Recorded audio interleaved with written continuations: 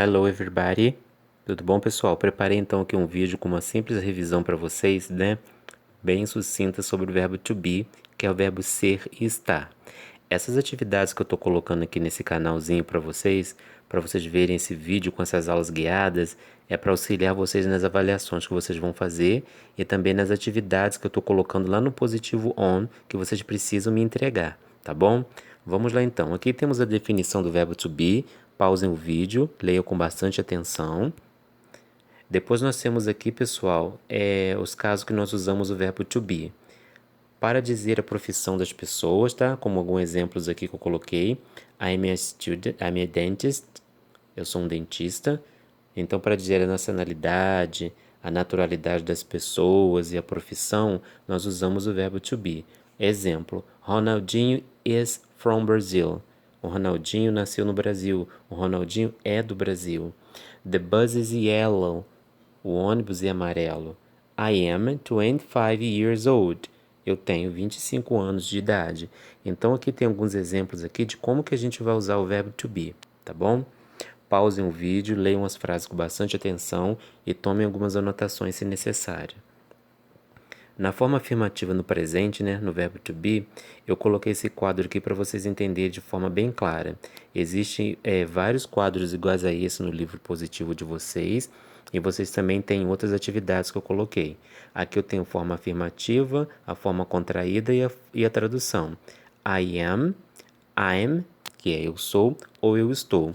O que vai definir o verbo to be se ele está sendo funcionado, né? Se ele está sendo dito como ser ou estar, é a palavra que vier depois. Por isso que eu sempre falo e falei muitas vezes em sala de aula, é preciso estudar vocabulário para vocês saberem qual é a palavra correta que vocês vão usar e não só saber o verbo to be, mas também ter uma vasta quantidade de vocabulário para que vocês entendam, interpretem um texto, façam frase, ou mesmo quando vocês queiram se expressar em inglês, tá bom?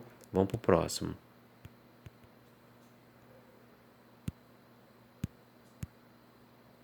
A forma negativa no presente. Para formar uma frase negativa que tem o verbo to be, é só a gente acrescentar a negação not depois do verbo. Em inglês há ainda a possibilidade de usar a forma contraída, que é aquela conjugação particular da negação, que a gente vai ver daqui a pouco, tá bom? Vamos lá.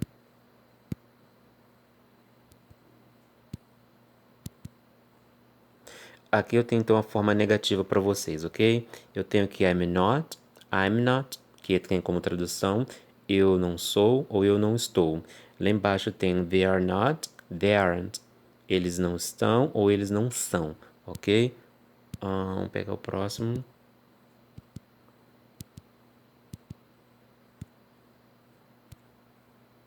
A forma interrogativa no presente. Em português, para transformar uma frase na forma em uma pergunta, há apenas a inclusão do ponto de interrogação, né? Que a gente sabe, obviamente.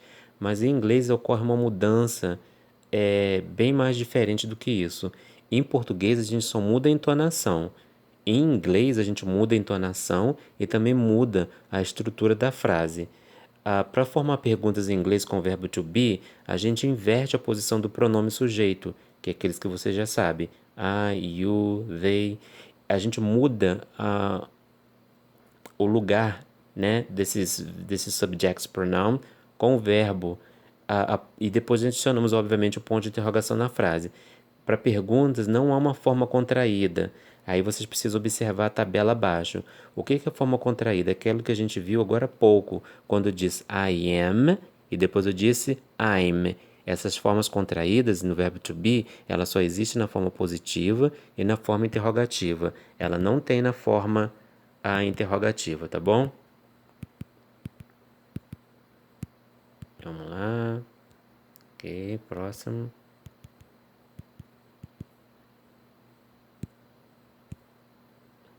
Forma interrogativa, como eu falei para vocês.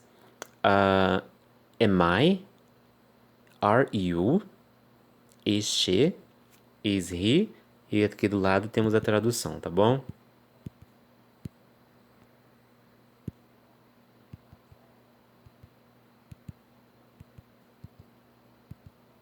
Ok, vamos lá. Beleza. short answers, que são as respostas curtas. Em inglês, as respostas sim e não são chamadas de short answers, né? Respostas curtas. Elas vão variar de acordo com o sujeito da pergunta. Coloquei um quadrinho abaixo para vocês perceberem melhor. Eu tenho aqui forma interrogativa, short answer, sim, e short answer para não. Forma interrogativas aqui embaixo, short answer para sim e short answer para não. Então, quando alguém vira para você, por exemplo, e fala assim, Are you Brazilian? Você tem duas opções para responder. Você pode dar um short answer ou você pode dar uma long answer. O que são as long answers? São aquelas perguntas longas. Are you Brazilian? Perguntei. Eu também poderia responder Yes, I am Brazilian. Isso é uma resposta um pouco longa. Agora, se eu for dar uma resposta curta, short answer, como nós estamos vendo aqui, eu teria que responder Yes, I am. Are you Brazilian? Yes, I am. Ok? Vamos próxima.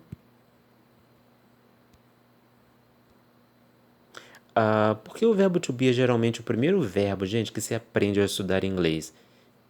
Quando se usa o verbo to be, como é a forma negativa interrogativa do verbo to be?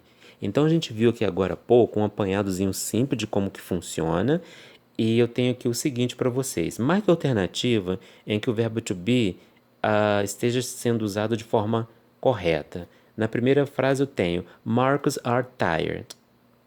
My parent is very old. The student is very intelligent.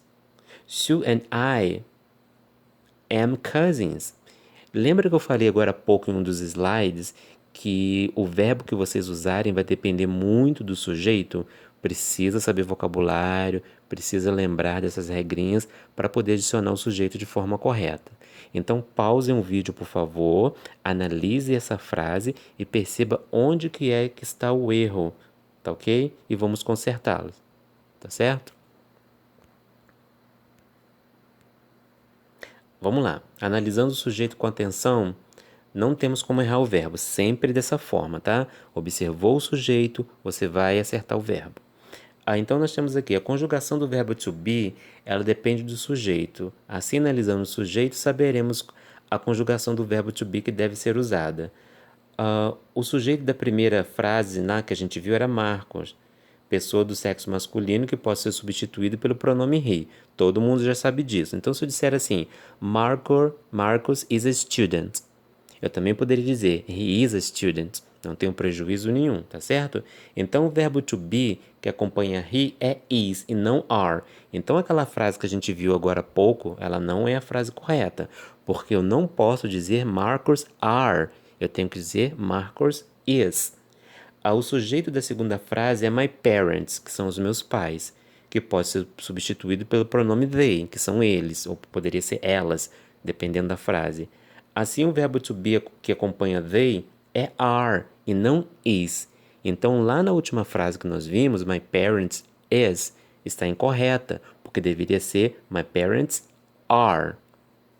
O sujeito da terceira frase é the student, ou aluno ou aluna. Vai ficar a critério aí da sua interpretação, tá bom? Então, o pronome lá é he ou she, da terceira pessoa do singular. O verbo to be que acompanha he ou she é is. E por último, temos o sujeito da frase Sue and I, que pode ser substituído pelo pronome we, que é nós. Sue and I. Eu e Suzy. Eu. Então, o verbo to be que acompanha o we vai ser are e não am. Então, a resposta correta é a letra C. Tá ok? Opa. Então é isso, pessoal. Bons estudos aí para vocês. Consulte o material e já temos algumas atividades para vocês lá no Positivo On, tá bom? Aqueles que não conseguirem mandar, por favor, envie, que a data é apenas até o dia 17 de abril. Alright? Have a nice study. See you.